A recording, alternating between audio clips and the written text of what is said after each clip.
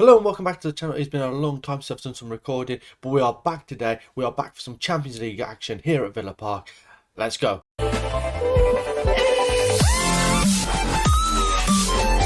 Before we get into the video, please leave a like on this video, subscribe to the channel, leave a comment down below, all that good stuff. And without further ado, let's get into the video. And since last time we drew 0-0 with Chelsea, obviously the last episode was the transfer window, deadline day, and that 1-0 victory over Watford. So we drew 0-0 with Chelsea. That means that after 4 games we have 10 points.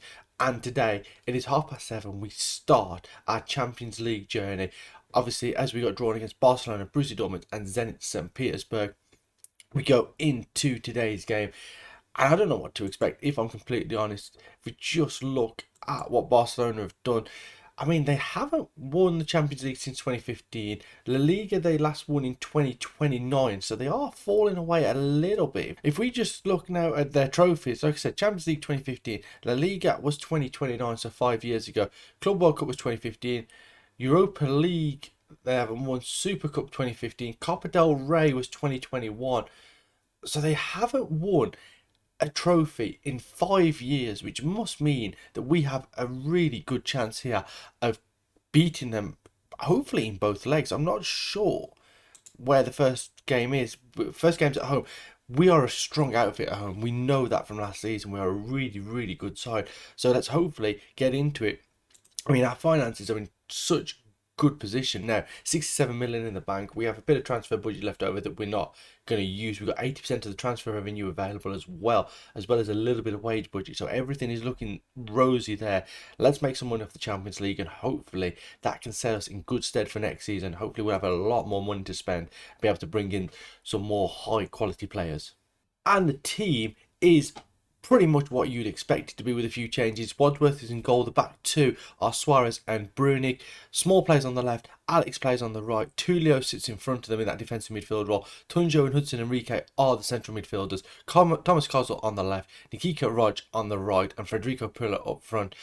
And let's hopefully get something in that opening game in the Champions League. Paulo, Araujo, nice little triangular passing from Barcelona. So they try and bring the ball forward. Kozol nips in and cuts it out. Tulio fires it forward to Perilla, who fires it against the post. And what a good chance that was there. I thought for all the world Federico Perilla was going to hit the back of the net. It remains 0-0. Suarez bringing it forward over halfway. Fires that in towards Perilla. Cut out Tunja now into Perilla. Can he get past his man? And it's cut out, and Yusak gets it clear. Brunig though takes it down. He brings it over halfway into Nikita Raj.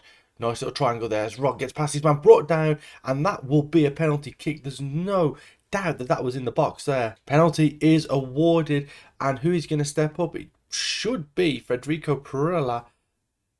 No, it's Thomas Kozol. He steps up, and it's saved by the goalkeeper. Kozol picks it back up, pulls it back for Hudson Enrique, shot blocked. Thierry Small now. Can he get the ball in towards the byline? Pulls it back for Tunjo. And it's cut out by Paulo and cleared away, and that was a really good opportunity there to open the scoring. And it was it looked like a good penalty. It was a good save by the goalkeeper Marcin Juziak. Thierry Small goes infield to Kozol into Perilla, and it's cut out and fired long. That's all Barcelona are doing. They're just firing the ball along, and we are bringing it back out. They've had 2 shots, one on target, 0.08 xG. It's to our 1.47. Obviously that does include a penalty in there as well, which is why it's so high. Federico Perilla to Tunjo. Thomas Kozol there. Back into Tunjo. Suarez. Thierry Small. Can he find a good ball into Alex? Not down to Perilla. Lovely little play to free Thomas Kozol. And this time he finds the back of the net. 3rd goal of the season. It was beautiful play there. And Thomas Kozol opens the scoring just after the half-hour mark. Villa 1, Barcelona 0. And Thierry Small fires this ball into Alex. Nodded down to Perilla. First time touch to Enrique. First time touch into the path of Kozol. Set himself. And with his second touch across the goalkeeper, inside of the post, 1-0. Ball over the top. Hudson Enrique, he's going to get there first. He's not. And he's going to get headed. It's in.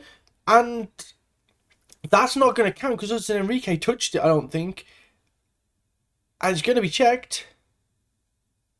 Goal is disallowed, and that was because Hudson Enrique touched it. The ball went over the top. Hudson Enrique didn't get there first. The clearance was poor. Rog with the header. And was it going to make its way in? It probably was. Oh, a bit of a glitch with the goalkeeper as Nikita Raj picks up an injury now. He's going to come off, and Petr Kozol is going to come on in that right wing role. Oh, mistaken Federico Perilla. And I wasn't even commentating because the highlight just started. There was nothing really happening. It was a goal kick and a mistake. Josiak into Rusen. He's ball into Paolo and he just passed it to Perilla, who slots it in. It's 2-0, and that is game, set, and match here at Villa Park as we change both our central midfielders just to freshen things up. There's a couple of minutes left on the clock here as Buhaf, and that's cut out by Peter Kozul, fires it up to Jose Werison, takes it down, hits the shot. He's hit the woodwork now and gets a second attempt, and it's a good save by Josiak. Ewan McMillan comes over halfway. He's played multiple positions this game, and mistake by the goalkeeper, and Evan Iliasson slots it in past Wadsworth, and we've conceded a sloppy goal here. Ewan McMillan over halfway. I think he's moved back to right back now. He was playing central midfield earlier. Harold Bruning misses the header completely, and it's a simple finish there for Evan Iliasson. And it's 2-1, and hopefully this doesn't come back to haunt us as the final couple of minutes tick away. It's going to be a 2-1 victory. We have gone out in our first Champions League game of the save, and we've done a really good job here for Barcelona. Thomas Kozul and Federico Perilla getting the goals after Thomas Kozul missed a penalty early on. It's a 2-1 victory. On XG, we deserved it. Shots on target, we deserved it as well. 3 clear-cut chances for us, 2 goals. Brilliantly done from the boys, and we move on in the league. We take on Arsenal next up. And this is the sort of thing we were looking for. 2.39 million for our win against Barcelona. That means that if you just say 2.5 million, 6 games, we have about 15 million to play for in the Champions League this season. If you think that we've beaten Barcelona, we could probably beat Zenit home and away. I would like to think that's another just under 5 million. We've beaten Barcelona once. Who says we can't go to the Nou Camp and beat them? That would be another 2.5. And it's just the Dortmund. They've beaten Zenit by 4 goals in that first game, so that will be a very interesting time, but there's no reason why we can't bring them to Villa Park and beat them. This has been an absolutely dull game thus far. Absolutely nothing happened in that first half. I would say we've just sat on it, but the game's pretty even. 5 shots apiece, 1 shot on target apiece. Our XGs are very similar as well. Just nothing really happens. That ball's fired over the top, and that is a really wasteful ball there. Problem when you bring in some of these new players, they need a bit of time to adapt to the way that we play.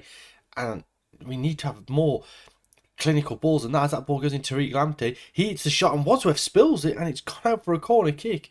Or looking for Tariq Lamptey now, trying to get him behind the fullback once again. Gets towards the byline. Can he get the cross in? He does. It's a deep cross. Yavuz takes it down into Barella. Back to Yavuz, and it's somehow kept out. Saka gets it now. It's blocked, and we can get it away. And I'm not sure how that ball stayed out there, but luckily for us, it does. Arsenal, for all the chances they've created, haven't created anything of real clear note. That was probably their best opportunity there. And between Wadsworth and the woodwork, they keep the ball out. And hopefully we can build something from the back. But we just don't look at the races today at all. We've made 4 or 5 changes. And like I say, we haven't been good at all. As Yavuz squares it across, Felix Saka fires it through Wadsworth. It's 1-0, 10 minutes to play. And to be honest, for as dull as this game has been, it's been coming. Arsenal in the last 10 minutes or so have got better and better and better. And that ball is fired in by Yavuz. João Felix just laid it into Saka, who'd freed himself, and Wadsworth should be getting a stronger hand to it there. It's 1-0. Corner kick done with the ball in. Suarez gets up, and if there was ever a way we were going to score, it was going to be from a corner kick. And Carlos Suarez heads the ball in at the near post, gets a run on the defender. You can just see him here. What a good run that is. And he just fires that header in. It is 1-1, and we probably don't deserve that. But we are a danger from set pieces. We always have been. And hopefully now we don't concede from one. As that ball goes in and Sparks heads it in. Ollie Sparks wins the game for Arsenal with 2.5 minutes left of stoppage time. And after getting back in from a corner, that far post corner from Brahim Diaz, Ollie Sparks at the far post heads it in. Peter Wadsworth all at sea with that. It's 2-1, and that should be game, set, and match. And it looks like it's going to be. Oh, we have a corner now. Ryan Dunn puts that ball in. What has he done? Ball goes back in. Prilla with the header, and Ramsdale holds on to it. And somehow we don't score. And I thought that ball was going to creep in on its own before Prilla seemed to make a goal line clearance. And we're 45 seconds over the allotted times. That ball is fired into Yavuz on this left wing. And there it is, the full-time whistle. And we had a chance to level up that game at the end. We didn't take it. It's a 2-1 defeat. Our first defeat of the season. Very disappointing, I've got to be honest. But we just didn't show up today. We just weren't at the races. Even though we out-XG'd them 1.15 to 0.99. there was nothing really in that game for the first 70 minutes or so. Arsenal came into it in the last 15 where they took the lead through Bukayo Saka, had a few chances before that. I thought we'd rescued something through Juan Carlos Suarez, but we concede that corner, we concede a silly goal, free header at the far post for Ollie Sparks, and it's a 2-1 defeat. And this run that we've had in the league ends, and it's kind of disappointing to go out this way. And as I said, 13 games undefeated. That goes back to March earlier on this year. It's been a good run, and that, like I say, our first defeat in a long time. And it's one of them. Like I said, I don't think we deserved to lose that game. I don't think Arsenal were that much better than us, but we just didn't turn up. And in the last two games, we haven't really turned up in the league, and that is the disappointing part, really. But we go again. Our schedule looks like this. We play Derby in the Carabao Cup, so there'll be changes made for that. And then we take on Leicester and then Zenit as we round out September and go into the month of October. And hopefully we can get back to winning ways in the Carabao Cup and then in the league against Leicester. 2-1 victory here today. Made hard work of it, considering the fact that we absolutely dominated the game. The equaliser coming in the 71st minute. I thought it might be going to extra time and penalties, but Fabio Costa's header in the 87th minute wins the game for us 2-1. Much changed side as well for this game. Peter Wadsworth was the goalkeeper. Lee Zhao, Jamie Brown, Thierry Small, Gaspar de Sommer, Yusuf Fafana in that defensive midfield role, Kian Thomas and Sergio Montel as the central midfielders, Dunn and Russell as the wingers, and Peter Kozol as the striker. So we made a lot of, I think it was 10 changes, as I say. Peter Wadsworth was the only person who kept his spot in the side. We've been very, very good in terms of our output, our shots on target. We just, like I said, we just made it a little bit difficult towards the end. We just didn't take our chances, hit the woodwork a couple of times again, but we are through, job done, fourth round of the Carabao Cup, and this is a competition that we really seem to like with this side. And the draw for the fourth round of the Carabao Cup, let's have a look through this. I mean, it doesn't really matter who we get at this point. We're going to be below down. We're going to get Man City, aren't we? Just looking at the teams left, we're going to get, yeah, of course we are, Man City away in the Carabao Cup fourth round. Is our big run going to end here? We did beat them over 2 legs last time out, but I mean, looking at this, there's not many top teams left. West Ham and Spurs play each other in that top game there. Apart from that, Chelsea play Leeds, Burnley play Man United. I mean, there's a chance if we can get through Man City that we could go all the way again to the final. But this Man City game is going to be tough as anything. We know that. Even though I don't think they've started the season same as us. 3 wins, 1 draw, 1 defeat in their 5 games thus far this season. So it is going to be a tough game. That game is on the 1st of November. So that'll be probably in the next episode. It may just be an off-camera game because we're not going to concern ourselves too much with the Carabao Cup, especially when we've got the Champions League to worry about. Perilla now takes that down back to goal, gives it into Tunjo. Nice little pass in there. Perilla gets it back. Looks at switchboard. Occo heads it away. Adam Lozek now takes it down back to Occo. He looks long towards Joyce. Suarez can win that header though. Tunjo. Tulio goes back to Bruni. He comes over halfway now. Under a little bit of pressure. Has to go square to Suarez. Alex. Back to Suarez. Tulio again. Triangles passing, but we're not really going anywhere with here. But we're hanging on to possession very nicely. As that is fired out to Kozol. Touches it past his man. Can he drive towards the byline? Goes in field to Tunjo. Tulio over the top. Kozol nods it down into Perilla. And it's 1-0. And the opening goal of the game, Federico Perilla. It was really well worked. We passed it around patiently around the back. Fired out to Kozol on the left hand side. He touched it past his man. Then went in field to Wubishet Tunjo. His ball into Tulio, flicks it back out to Kozol, and he just nodded it into the path of Perilla, and he poked it home first time. It's 1-0. Joyce now picks up the ball into DeVos, who's got between the defenders. DeVos through, and Wadsworth makes a good save. Lozek gets there first. Can he put it back into the box? Kwasny with the header, and Wadsworth takes it comfortably, and it remains 1-0. Really well worked there from Kwasny to keep the ball out there, as Leicester coming back into this game a little bit more here as we get to the midway point of this first half, as DeVos picks it up into Calzon. Calzon back to Lozek. DeVos again. Can we cut this out and break on the counter? Murato into Pirani. Lozek once again into Joyce. Turns. Lays it through. Kwasny gets the ball, and Wadsworth with another great save, keeping us in this game here early on, as Leicester, like I say, have come back into this game massively after going a goal down. And this is what I mean when I said before, we need some major investment if we're going to take this side and really challenge for the league. We've been there or thereabouts in the Carabao Cup after 2 finals in a row, obviously losing both of them. We were very good in the Europa League last year as Perilla is in behind, one-on-one, and it's a great save by Alti. We obviously made the final of the Champions League, Europa League last year, which again we lost. We just got a hoodoo in these finals. And this is why we need some serious investment, because we are way off the pace of Liverpool and West Ham. We just don't have enough to hang with them. And while we do have some good young players that are going to get a lot better while they're at the club, that's probably a 3 or 4 year project. And we're so close to being able to win this league that 3 or 4 years is going to be a hell of a long time with this squad. As Lozek bullets that header in for his first goal of the season. The cross was towards the far post. I thought the danger had been averted, but Adam Lozek just fires that header in. It's a great header, really, really good header. Pirani picks the ball up here on the touchline, goes past his man, good ball in, and Lozek just got ahead of his man. Who was that? It was Alex at the far stick, and Lozek heads in, and it is 1-1. And like I said, Leicester have really come back into this game. Half time, 1-1. And if you look at the XG, we've been slightly better, but Leicester had more shots, more on target. Haven't been great chances for them. And we've dominated the possession, which is something we don't always do. But 1-1 at half time, that is very, very disappointing. Alex will fire this ball in. It's a poor... Oh, what? It's gone in. I was about to say it's a poor throw, but the man who ran for that header there, I'm not sure who it was, just completely fluffed his lines. And Federico Pereira had the simple job of just tapping in. Alex with the ball in. That is awful. That was Morato. Just ran at the ball and just completely misjudged it. And Federico Pereira will not get an easier goal to score. It's 2-1. And we win the game 2-1. Federico Pereira with both the goals. Adam Lozek getting a goal for Leicester.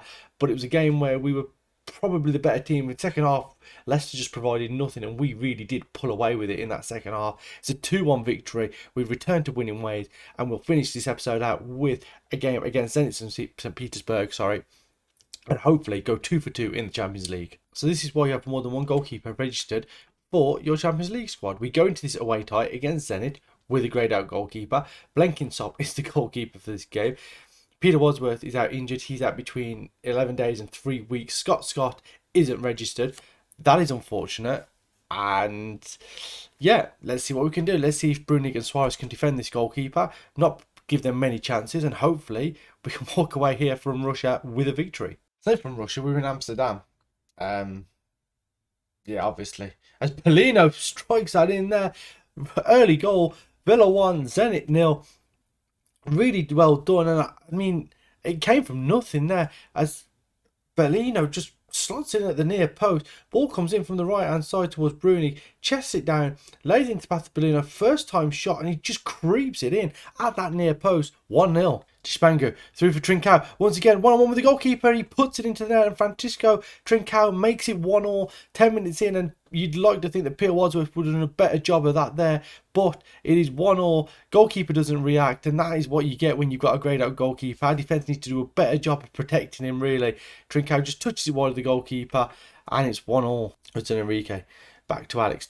Attack really is the best form of defence here. As Brunig, what a strike from the centre-back. Harold Brunig just fires that one in. It is 2-1, and this game could just be a basketball score, especially with a greyed out goalkeeper on our side. We are 2-1 up. Really well done here. Alex with that ball into Bellino. Tulio, and then that ball to the edge of the box, and Brunig sets himself, fires it across the goalkeeper, inside of the post, 2-1. We're half an hour in here, we've restricted Zenit to one shot, which is really good considering they scored it. Look at their formation, how narrow their players are sitting. 6 players here just sat up in a line. Hopefully we can exploit the wings with that, especially with our wing backs. Maybe we need to move our right fullback from an inverted wing back to maybe a fullback or a wing back on attack. We get that tackling, get the foot in, and Thierry Small does just that, and somehow he throws 2 challenges into Karika. He's at the top of the bar. We get away with one there, and how he managed to ride those 2 tackles there looked like 2 really good tackles, which didn't have any luck with it. That ball goes in, Brunig hits the post. Can we get it over the line? It has gone over the line. Federico Pereira is going to be claimed with it. It's 3-1, and that's exactly what we needed just before half time. That was a goalmouth scramble to end all goalmouth scrambles. Hudson Enrique with the ball in, clips in towards far post. Brunig hits woodwork, even off Tunjo, and Perilla sliding and just creeps that ball over the line by literally an inch or 2. It's 3-1 at half time, exactly what we needed, and hopefully we can hang on, not provide Zenit too many chances at our goal, and we can walk away with a 3-1, well, a victory of any kind. As a goal, I was just looking at stuff on the tactics screen. I thought I'd hit the pause button. It is 4-1. Alex with the throw in here on the right hand side. He gave it to Bellino.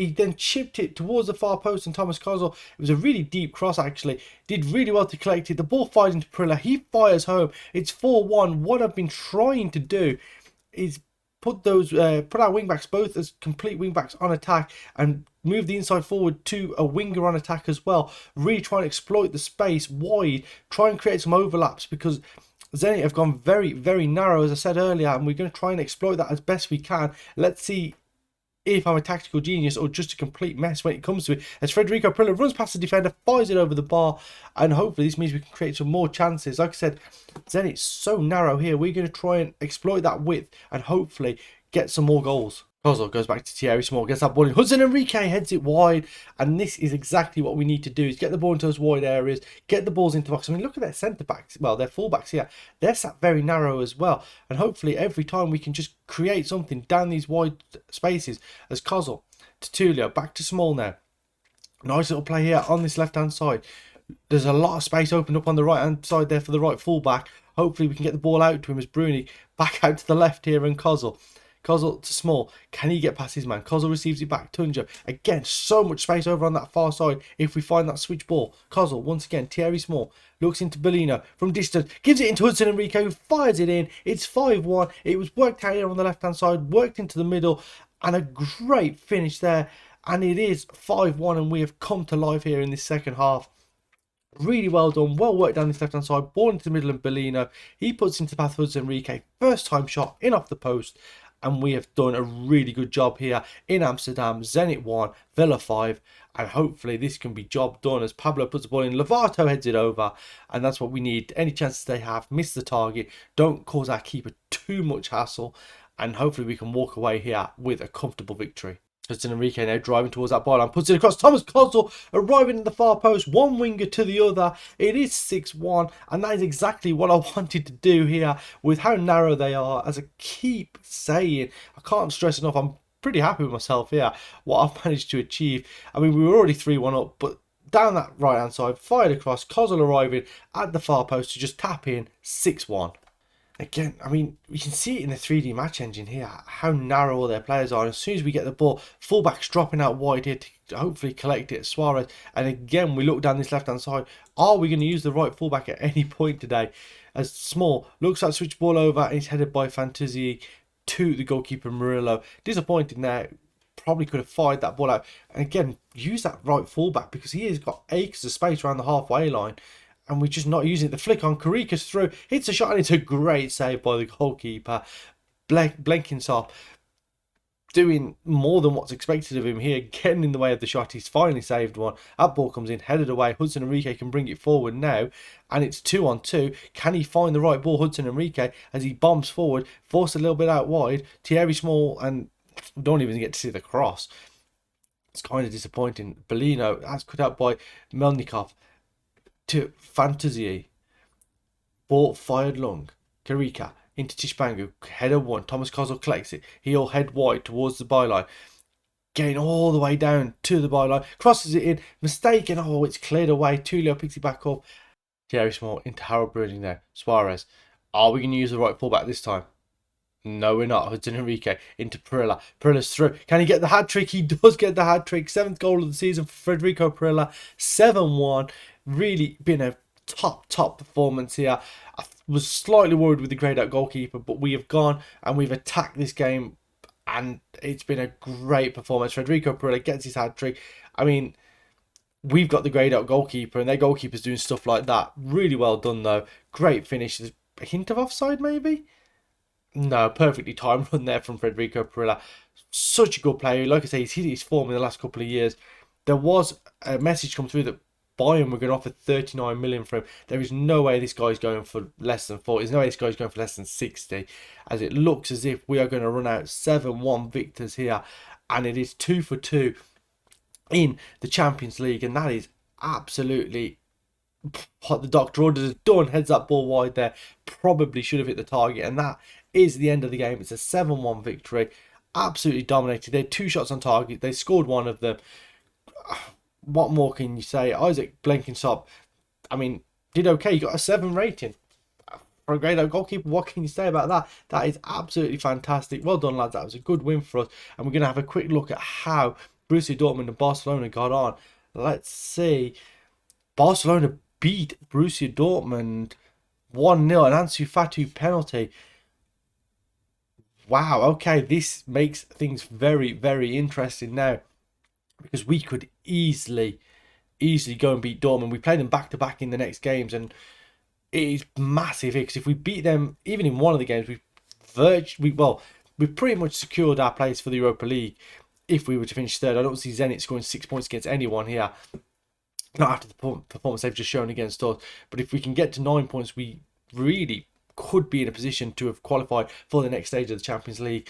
And I mean, I know the knockouts are going to be absolutely difficult, but we're showing that we are good enough to hang with some of these sides. Another 2.4 million for that victory. Our finances starting to look really, really good. We've still got just under 70 million in the bank. We're doing exactly what we need to do in terms of the finances. Keep that money coming in. Obviously, I think it's like 11 or 12 million if you qualify from the Champions League, I believe. Let's just have a look at the rules. So 2.39 for every win, 800,000 for every draw. First knockout stage, 8.2 million for appearing in the first knockout stage, 9 for appearing in the quarterfinals, and I think you get something as well for winning the group as well, I think. Or do you get an appearance and a wins fee for the first knockout stage? Whatever it may be, we are looking very, very good to get that, and the more money we can get from this competition, the better. Because obviously we need to set ourselves up, we need to be able to get ourselves into a position to sign a lot of players, and obviously qualifying for the Champions League for a second year in succession is something that we really need to do as well. As for when we're going to come back, I think we're going to play the Everton and Burnley games off camera, and we're going to come back and we're going to do Dortmund to Dortmund. We've got Sheffield United, Man City and West Ham in the middle of those there. Man City is a Carabao Cup game, so not too bothered about showing that in its entirety, but Sheffield United and West Ham in the middle in the league. Dortmund but sandwiched in between the two Dortmund games, and hopefully we can do a job there. If you have enjoyed today's episode, please leave a like on the video, subscribe to the channel, leave a comment down below, and we'll be back next time where we continue our adventure in the Champions League, and hopefully by the end of the next episode we can secure our qualification into the first knockout stages.